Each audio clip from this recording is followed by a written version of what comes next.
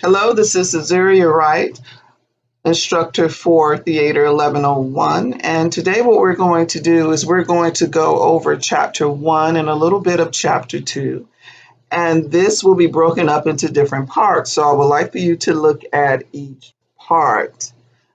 Should be about 4 parts. It's not only about 5 minutes long, but these video clips can help you because they're going to be information that's going to also be on the test. Okay.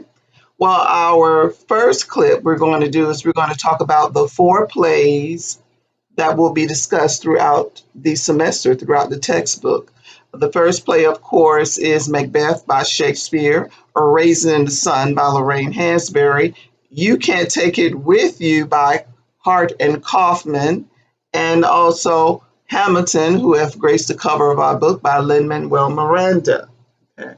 Well, let's go ahead, and I had you to look at a little clip about Hamilton, but how about we just kind of look at a little bit about Lin-Manuel Miranda, the playwright for Hamilton. Okay. Lin-Manuel Miranda is an American composer, lyricist, singer, actor, producer, and playwright, widely known for starring in Broadway musicals. Another musical is The Heights, that he composed and wrote.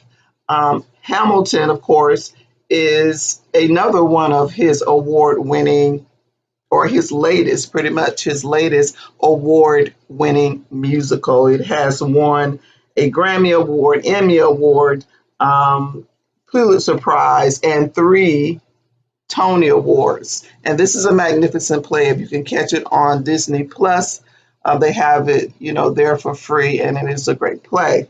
Okay?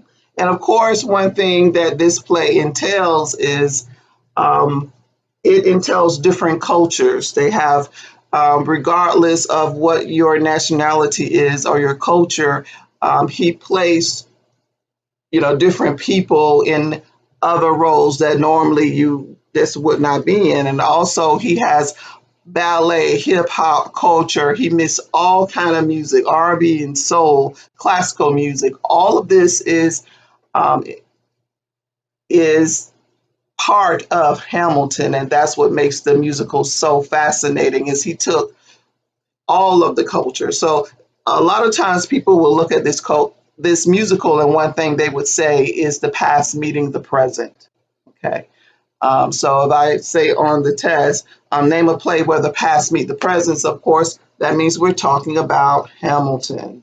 The next play we're going to talk about is Shakespeare's Macbeth. Fascinating play. Of course, he's done many of them, but they chose this particular one to use in an example.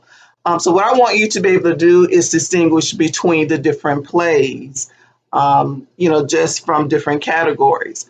Well, so let's talk a little bit about what is Macbeth about. Well, it starts off Macbeth and Banquo. Banquo is pretty much the person that's traveling with them. He's coming back from war. They're both coming back from war, and they run into 3 witches.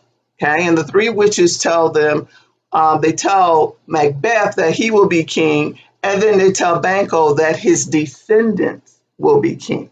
Okay, when they get back, Macbeth tells Lady Macbeth and about the prophecy of the 3 witches. And what ends up happening is, because of their greed and their lust for power, Macbeth and Lady Macbeth do everything humanly possible to make the prophecy of those 3 witches come true. And so they go on this murderous rampage, killing anyone and everyone that will get in their way, that might be able to take over the throne. And the first person they kill is the present king, which is King Duncan. Okay. Later on, they kill Banquo. They try to kill his sons. So it is a lot